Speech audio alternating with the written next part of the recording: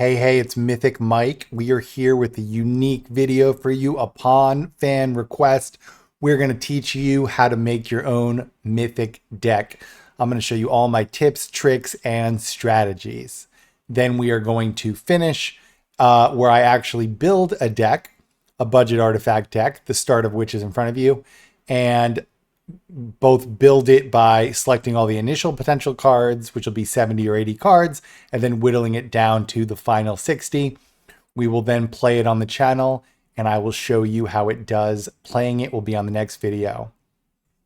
For those that do not know me, I make unique decks in standard best of one multiple times a week, generally once a day. We play them to Mythic and beyond. And I have a specific focus. I'd say a third of my decks are budget decks, either no rares or very close to it. So that is what we'll be doing today. Budget artifacts with these two fun cards as a starting point. And these principles apply just as well to rare decks though. So let's get into it. All right, so the first thing you need to do when you build a deck is think of a theme or synergy. We might have more than one synergies at the end, but you want one main theme or synergy. The one we're going to go with today, like I said, it is a budget deck, applies equally to rares though. We are going to go with this type of cheap artifact strategy. And this is an interesting card. Artifact creature, lifelink, when another artifact enters the battlefield, this gets +1/+1 until end of turn. Similarly, this is cool. It is not an artifact, but when an artifact enters the battlefield under your control, put a +1/+1 counter on target creature you control. These are both cool because they're enters the battlefield triggers. So even if we play a not artifact, and then let's say it puts a food into play, you don't have to actually cast the artifact. It can come into play. And also if we do a bunch of artifacts, like 3 artifacts in one turn, which exists, this will trigger 3 times. This will trigger 3 times. So that's kind of the theme we're going to go with.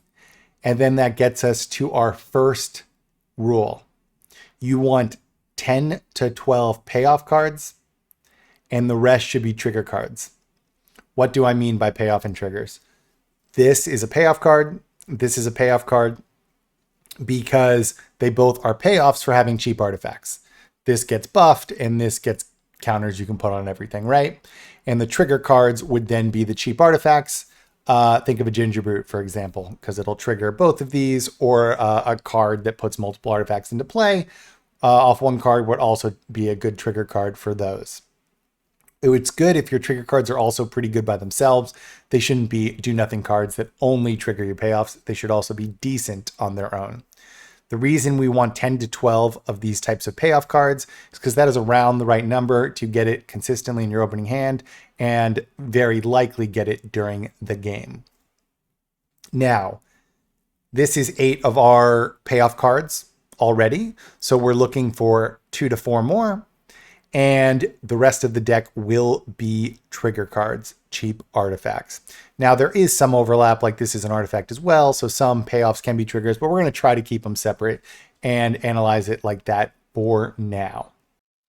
All right, getting into the curve and lands. Generally, you want between 22 and 24 lands, depending on your curve. There's rare situations where you can go down to like 18 or even 16 due to the algorithm if you have a bunch of 1-drops. And then there's times you want more lands in certain specific decks. But as a rule of thumb, 22 to 24 is the reasonable range. We expect this to be somewhere in the middle, so we're going to go with 23 for now, and we'll play with that to start. The other thing, you want to keep your mana curve low. You want most of your cards to probably be 2-drops. That's your bread and butter. We already have a good start here with our payoff cards. You probably could get away with 12 or so 3-drops, right? So that's 3 different 4 of 3-drops. You don't want a 4-drop unless it's amazing. If you look at standard decks that are not ramp or something that of course is an exception, there are very few 4-drops and they're amazing. So for example, Sheldred is kind of the standard 4-drop, as in if it's not as good as Sheldred, you probably shouldn't put it in your deck absent rare circumstances. But, you know, if you have 4 4-ofs and then 8 3-ofs, that still gets you to your 12 range. and that is still reasonable. And it's also reasonable to have less 3-drops and go even more low to the ground. But if you want to be generally in the middle of the, I'd say aggro to lower mid-range, you don't want more than 12 of either 3 or 4 drops. And then you probably want 4 to 8 1-drops in a standard deck. Although if you're really low to the ground, you can go much higher, of course. But if we have 8 1-drops and 12 3-drops, or even 8 3-drops, right? Somewhere in that range, then the rest will be 2-drops, bread and butter. You really do want a low curve, guys. I promise you, the best standard decks have low curves unless they're a crazy combo or ramp deck. The next rule is more of a concept on how to judge your deck. You want to see if your deck is viable and compare it to the top meta decks.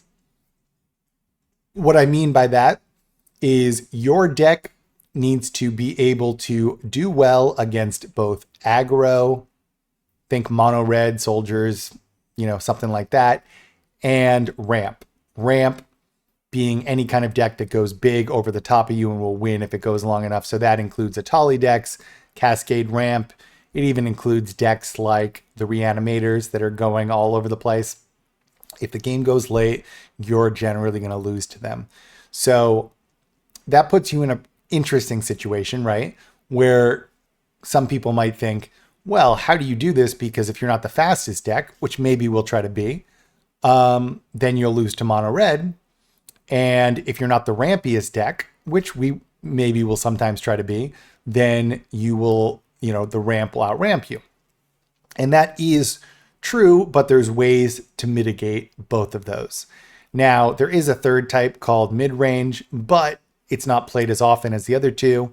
It generally means somewhere in the middle, and you're trying to kill aggro and get big bodies while also having ways to kind of survive and get value and hopefully have some blue counter spells to deal with the ramp decks.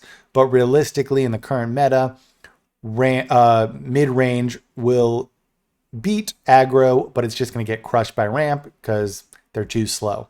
So you'll see less mid-range and it's less of a worry. So I would weight how good your deck is against aggro and ramp much better. The ways to beat aggro, by the way, if you're not the fastest deck, there's a few ways. One, to win the race, some lifelink, some ancillary lifelink. I mean, this is direct lifelink. We'll also put some food maybe to give us some life gain. If we're playing the rare version, we definitely put in the lizard guy, which triggers off every artifact, making counters and gaining life, the 1 mana. So that would be great ancillary life gain. So any way we can get some life gain, if we need cheap removal, which I'll get into in the next point, some cut downs could work in certain decks, types of things, right? To win that race.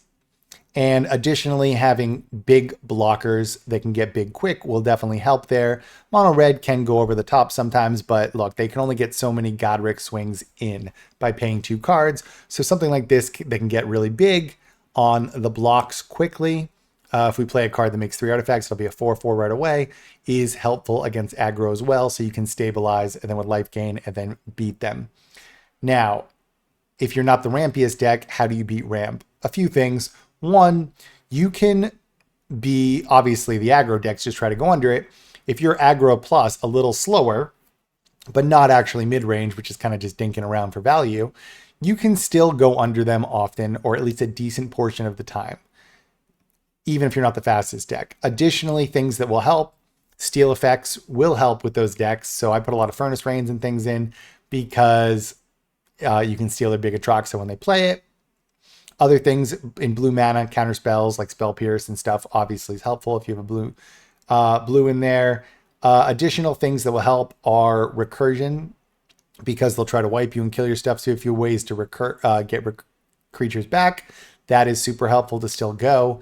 In additionally, unblockability, like with Gingerbrute, things like that, they can just get damage in, is obviously helpful because you can still win on the turn that they go off. If they play an Atraxa, if you can somehow get that final damage in. Similarly, creatures with haste are often very good because even if they're board wiping, doing things, then you can still get in some more damage. But what I would think of is you often can't beat both. If you can, 60-40, 70-30 beat aggro and ramp, you got a masterpiece, which sometimes happens. But realistically, you should try to beat one and then trade with the other.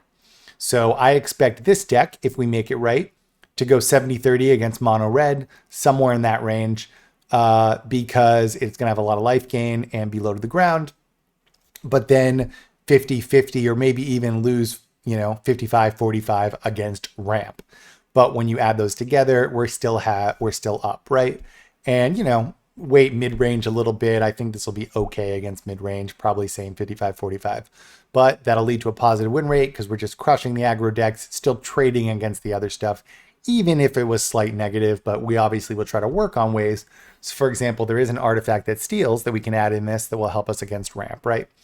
So those are the ways to think about the deck. And if you are going 80-20 against aggro, but 20-80 against ramp, then you just have a 50-50 win rate and you're flipping coins and it's not a good deck. So you want to win against one and trade against the other is generally the goal if you can't win against both, which is very difficult, of course. All right, the last rule is mighty controversial. I know if you disagree, feel free to reach out in the comments. We all have different opinions, but I am fairly confident that this will help. Is minimize removal. Removal, although it always hurts when they play it against you, it realistically is a bad card that you only use in situations you need to. The reason it's a bad card is because it's a 1 or 2 mana card generally that is used to kill one thing. The problem is cards are so good these days, they get ETBs, they get death triggers, they might make multiple bodies or do certain things off one card. Think of a saga that does 3 things and then makes a body at the end. You killed one of it. It's like, great, right? And so especially if you're playing someone who's low to the ground, which generally your deck should be, you'll be trading evenly at best. So what should you do if you don't use removal? The primary thing you would like to do in a perfect world is to do a linear strategy that is strong enough to win quickly and or ramp to a certain situation where it's going to win. And you do not need removal because you have ways to go over or through them, which often they have. Check out my modified deck. Although sometimes, you'll obviously need to add in some removal. If you're losing to mono red a lot, some cut downs could help. If you are more of a mid-range or you need to survive, look, go for the throats in. It is what it is. In a deck like this, we could do Glass Casket because it synergizes with everything. Because it's also an artifact, so it triggers things and removes it. And look, if you have a specific type of deck that, triggers off killing opponent's creatures, play more removal. But in the standard deck, you really just want 4 or so, unless it otherwise synergizes. And sometimes you can get away with 0. Promise you guys, try it, give it a try. And if you look at most of my decks, that's the motto I live by. And look, I'll put some in, but it is the last resort. Witchcraft, what is it called? Witchstalker Frenzy is also a nice one because you can play, it does 5 damage. You can play it for 1 mana if you attack with 3 creatures. So that's just a nice one that keeps up the pace. Things like Monstrous Rage and things like that often are just better because you can go through them. So I'm not saying no removal. I'm not saying there's no place for it, but try to make the deck without it and then add it as needed. We actually have one more important principle I almost forgot, and that is do not be afraid to reuse groupings or bundles of cards. What I mean is, if 3 cards synergize very well together and are powerful, then you may want to think about when you're making a deck, say, hey, do I want to put that bundle in, right? You don't have to go individual cards if you know some of them synergize well. To that point, in many of my budget decks, there is a little food synergy with a packet of 3 cards that I think is super fun, which are Tough Cookie, Welcome to Sweet Tooth, and Ginger Brute. Those are all uncommons and commons, and they make enough foods that you can make 4/4s with this, and that this will go off. So that's a nice little bundle of cards that is budget that I put in some of my budget decks with green, especially if there's already an artifact synergy, because that goes with it. But you can see that's a little side synergy or side bundle that I'm thinking of, so I don't have to go card, card, card. And you'll develop more of these little bundles that you like, that you think work in certain types of decks. All right, well, those are the main rules. Now we are going to show you how I went from this, and actually starting from this card, to making the deck by picking all of the payoffs and triggers that I thought could work, and then narrowing it down to a final 60 card deck. We'll show the whole process here and all my thoughts. And then, like I said, on a separate video, I will play it on the channel and we'll see how it does. Thinking about the next payoff cards for our deck, I've got some in mind. We're going to see if we end up tweaking this, but there's some standard budget cards, and we will go in here, common, uncommon, because we're making a budget deck. We'll start looking at artifacts, although we might branch that out because there's things that make artifacts that are not artifacts themselves. But my first one, we're going to see if this works. Patchwork. Obviously, patchwork is a standard budget. Am I spelling patchwork right? Automaton. Oh, that's why. So we'll put him in. This one is a payoff card. Whenever you cast an artifact spell, put a +1/+1 counter on it. It also has ward, which is nice. Unlike this, you do need to cast it, the artifact. This one, you don't have to cast it. So this one is a little better in that sense, but then this one is an artifact itself, which is nice, and has ward. The other one, I forget its name, but my comments have reminded me of this card. Some people commented on it, so I'm definitely going to add this card as well. This is pretty sick. 2 mana artifact creature, Phyrexian Cleric. So it's an artifact, super important. Lifelink, very important. Whenever another artifact enters the battlefield under your control, this gets +1/+1 until end of turn. Now, it is only till end of turn, but if you just do an artifact a turn, this will be a 3/2, lifelink attacking, which is good. You put more than that, it's only upside. Again, uncommon, uncommon, common. So, this is a very good trigger for this type of deck, especially in a budget build. Now, we go from, 12 triggers, right? We might adjust this, and as we look through the cards, generally I've been looking at a lot of artifact decks recently, so I know most of the cards, but generally we'd be going through like this and looking at what cards make sense in the colors that we have, right? This color, this color, this color. And you just read through the cards. And again, we've already filtered for common, uncommon, and artifact. And we go through, we also could, for example, put artifact in here and only search creatures if we want to focus on creatures. So there's other ways to filter, but we go through the deck. Now, I am going to kind of do that, actually. I do always like Sweeping Lookout.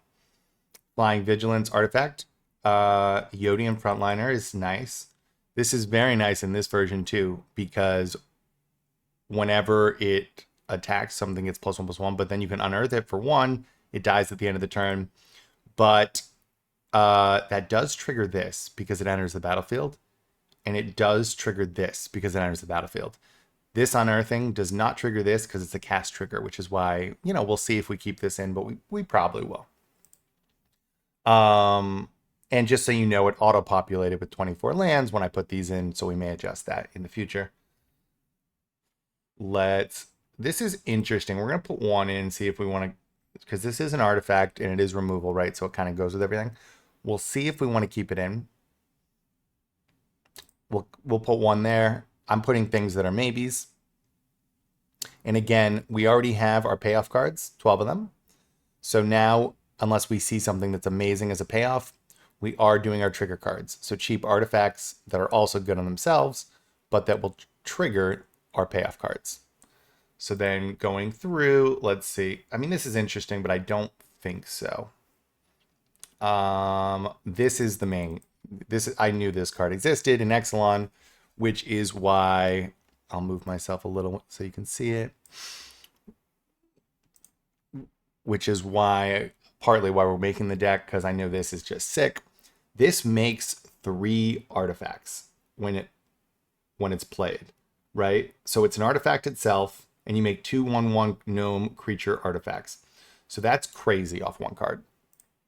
And again, 3 artifacts will make this a 5/4 lifelink. It'll also put 3 counters on creatures from this. It'll only trigger once from this, but it will trigger once because it's an artifact itself. You can also sacrifice this in instant speed and gain 3 life. That's a very nice synergy with Sir Ginger because you can sacrifice and grow Sir Ginger. Sir Ginger is a rare, or else I would definitely put it in this deck. Let's see. This is just amazing card. So this is just sick, by the way, guys. One of my favorite cards. Uncommon, artifact creature. You gain 2 life when it dies, so that's very helpful against aggro decks. But for 1, you can force the sacrifice and gain 2 life. Exile target non-creature artifact or non-creature enchantment. That includes a saga. That includes the removal spell enchantments, the white removal spells they all put in. It also includes the blue spells that grow artifacts. The one Zoroaster that when you kill the creature, it discovers 3. This will exile it, so it doesn't actually discover 3. So again, this exiles it, which is just insane. They can't even get it back. It is non-creature though. Tough Cookie for sure. Where are you? So Tough Cookie is just amazing. When it enters the battlefield, first of all, this is an artifact and it makes another artifact. So it's 1 trigger on this, 2 triggers on this, and 2 triggers on this. So, you know, this plus this, 3 triggers and 2 triggers off 1 card. Amazing. Also, you can turn a non-creature artifact into a 4/4. That includes the food you make with this, as well as, for example, the body on this will be very nice. If we play Clayfire Bricks or Glass Casket, we could also turn them to 4/4s. We'll see if we play them or not. Okay. That's interesting. I'm going to click on it. The ones I'm putting 4 in are ones I'm pretty sure I'm going to use. The ones I'm putting 1 in are maybes to come back to. Ginger Brute, yes.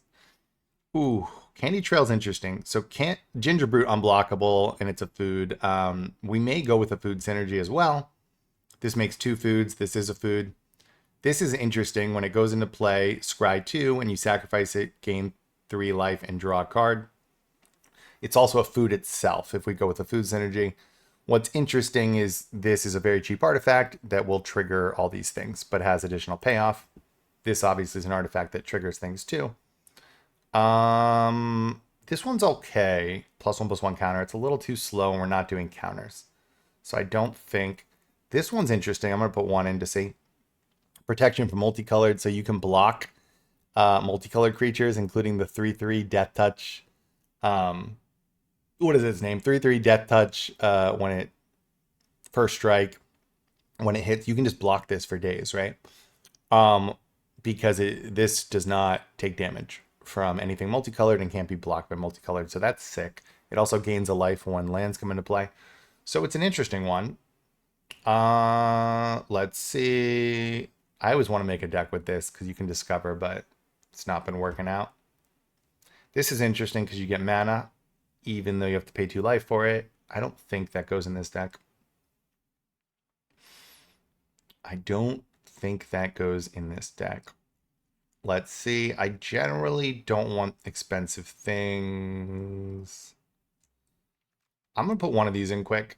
So this, let's see. So that's it. So this is interesting. It's a food. If we go with a food synergy. Also, I always like this card. I mean, it is 4, but you steal their card. It's a steal effect. You steal their creature and it gets haste. And you can attack with it. And then you can pay 2 and deal 3 more damage to them. And this sticks around, right? Also, it sticks around so we could, for example, turn it into a 4/4 with this. We could also gain life off this. So I'm putting 2 in. I think we're going to use that card.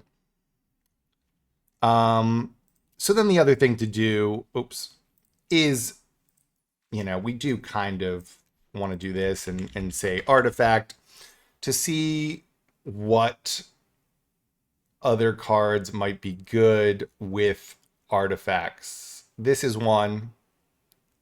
We're going to put one in. This one is not an artifact, but it grows a creature for the first two until end of turn for each artifact or enchantment you control for the first two chapters, and then you make a creature that gets +1/+1 for each artifact or enchantment you control. It is not an artifact. So then this would be more, this will actually be a payoff card. So if we play this, we might have to remove one of our 12 payoff cards. Or mix and match, because we don't want too many payoff cards, because this is not a trigger, right? So we're going to put it in, but we'd have to like remove patchwork if we're going to do that. I'm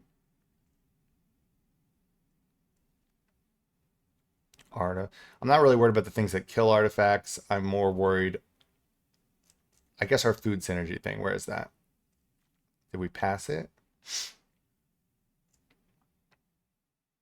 Oh, it might not say artifact, right? That says food. All right, I'm going to take a quick look. Okay, so food. This is the one. We might do this. I think we will. So this one, create a 1/1 white human creature token, create a food token, put X +1/+1 counters on target creature you control, where X is the number of foods. This makes 2 foods. This is a food. This is a food. Where's our other thing? This is a food if we end up playing it. And we are, I think 20, yeah, we'll address lands in a second. All right, so now we have, let's see what we got. These are our potential cards. So take a look. We've got payoff card, payoff card. This will trigger some of the stuff, right? Because second chapter, create a food. So it will trigger this card and it will trigger this. It will not trigger patchwork, right? As we said. So this is a little bit of a payoff, but also a trigger. This is a payoff card. So we've got too many payoff cards. We got to narrow that down. And then the rest are triggers. They all look good. We're going to figure out which ones we want, because obviously we're at 71 cards. So this is the first step, guys. As you can see, we have kind of narrowed down a deck. And look, we might think of other synergies and cards to put in, but this is the first step. And we're pretty much there, right? We just have to now narrow it down. All right, so now what we're going to do is narrow our deck down. There is a lot of trial and error in here. We might revisit things with some gameplay, but there's theoretical underpinnings, right, that you can kind of determine here. Sticking to our main rules, one of the big rules is we did have too many payoff cards, right? This is a payoff, although it is technically also a trigger, and this is a payoff that's also technically a trigger, but not really statted good unless they're paid off, right? So we've got 4, if we put all these, another 4, 8, 12, 16. We only want maximum of 12 payoffs generally. This card is the one I called out annoying because it's a cast trigger and one enters the battlefield triggers. So we are going to take these out for now. We're going to add this. This also benefits off a ton of artifacts, which is what we're doing, right? With this and this. Also, this is an enchantment that makes an artifact, so that'll kind of double trigger this. So now our final triggers are this, Mishio's, Yodian, and Mandible, right? And we could say this is kind of a multi-one, but it's also a trigger, right? So that's pretty sick. So we have that down. We'll see. We'll add patchwork back in if it's not working. I definitely like these because we're going with a food synergy now. We have a ton of foods. These are great, right? 3 artifacts from 1, and now it's going to trigger everything more. Enters the battlefield. This counts how many artifacts, and this is enters the battlefield. Nah, we're taking this out. So we do want our food synergies, and this is great too, because again, we can turn things into 4/4s. Now, Mandible for sure we're keeping in, right? Now, I don't think we need more land. We have a low curve. We're going to take this guy out. All right, now we're down to the...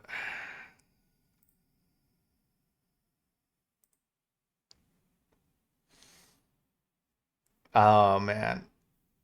We're down to the wire, huh? Do we need removal on this deck? Do we need removal? This is unblockable and get through with this, and we also have life gain. We're going to put 3 in for now. We're going to take out swooping. I like Candy Trail because it's a food, but I think we are going to take it out. Now, very tricky. Very tricky. I do like the candy thing, right? So, I mean, as you see, we're just kind of guessing, but the only thing is I kind of want a lower curve with our artifacts, right? We're taking these out. Yodian, I mean, we're not removing any of these things, right? I guess, you know what? We're doing 2 of those. Because again, this is kind of a payoff for what we're doing. So we do have, but that puts 10 straight payoffs cards. I'd say 10 to 12 is right, but this is kind of a payoff as well. One less of those. So we have 2 spaces for cheap artifacts. Is it a creature or is it candy? Is it a... Let's see.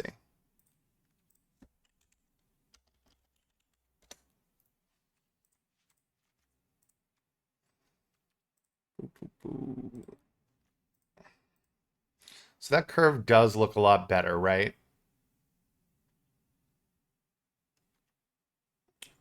Create a 1/1, create a food token.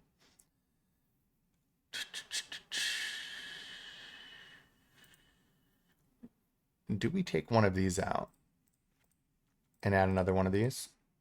I mean, we are kind of hurting ourselves against ramp a little bit, but we are making ourselves faster. You still get a 1-off in like 40% of your games, right? 30% of your games, so it's still relevant. And this is kind of where we play test now. So we've gotten there. This looks good to me. You know, maybe this, something like this. As you can see, we're making a ton of artifacts to grow this. You know, this will help grow things. This will grow. This will grow things. And then we've got a bunch of cheap artifacts to help with that. And, you know, this can also help with our 4/4s. So we have a lot of cool synergies. This being like the coolest new Exelon card that helps enable this because it makes 3 artifacts on 1 card. And then we got a steal thing. So it's so close, right? And I guess there's an argument just to remove this. So it also could be like 4 of these and 0 of these, right? So, and then we could lower our land curve. So it's very tight, but this is what we're going to start with. I'm actually going to leave 2 of those in. We're going to play, and then we are going to show the final version once we play test it here. You know, play it on rank, just see how it is, play it in play test, and then keep tweaking. You'll start to notice things work or don't. Finally, on the lands, if we were doing, you know, add the life link lands in, if we were sticking with common lands. Now, I have explained this before. I like making budget decks because you can make cool synergies that are just as powerful, but I don't really care about sticking to common lands because I feel like in order to make this work really consistently, we can't be disadvantaged by playing no rares and have a bad mana base, right? Those are 2 separate things. So, you know, I'm going to put my rare lands in, and if you have them, put them in. Otherwise, some lifelink lands. And again, notice that our green are only 2 drops. So you actually do not need, you want more white than green. And so this is not a hard one to do on common lands because again, we don't need 2 colors of 1 drops. So that's very nice here. I'm going to put in some rare lands though. Where is it? Boop, boop, boop. 2 or more. Or actually, you know what? We don't need the 2 or more ones. Gotta take off that. We are going to do one of those. The 1 damage lands. And there is a 2 or fewer here, right? There is a... Oh, we're going to put 2 of those in. Look, if you don't have them, don't have them. But we're just trying to wreck with the mana base. And I also want one of these little mite babies. Because that's an enters maybe 2. Now 1. And then do we... If you have rare lands, we should always check if there's like a lot of humans or something to put at least 1 cavern in. There is not. Boom. So we go like that.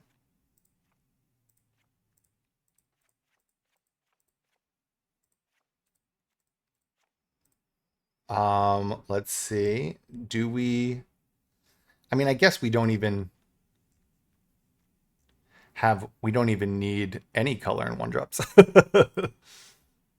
Wait, what's happening here? I guess, right? Because they're all colorless. So that's pretty interesting. So to that point, maybe we do actually... Although this is green and this is white. So we will normalize it a little more, actually. And look, we'll play with the mana base as needed. We're going to start with that, though. This is, if you have it, is just very nice. Comes in as any color you want for 1 turn. Then it's colorless, but then you can make mites for 1. That'll enters the battlefield. Trigger things like this. It'll be an artifact for this. It'll trigger this. So that is very nice. All right, changing my mind. Yeah, we're gonna leave it on that for now. No, I'm changing it back. See, guys, I'm too indecisive. But this is the final product. I hope you guys like it. As you just saw, you know, kind of how I build my deck. There's no magic to it. And unfortunately, we might play this deck. It might not do great. And it turns out this synergy does not work. And we need to add some rares or we need to completely rethink some things. It happens. But this is generally the framework to get to good decks. And the only framework that's there. Trial and error will go the rest of the way. But again, we had some solid principles that made something very nice here. So if you like my stuff, you want to see some of my decks, both budget and rare, definitely like and subscribe. Check out one of these 2 videos.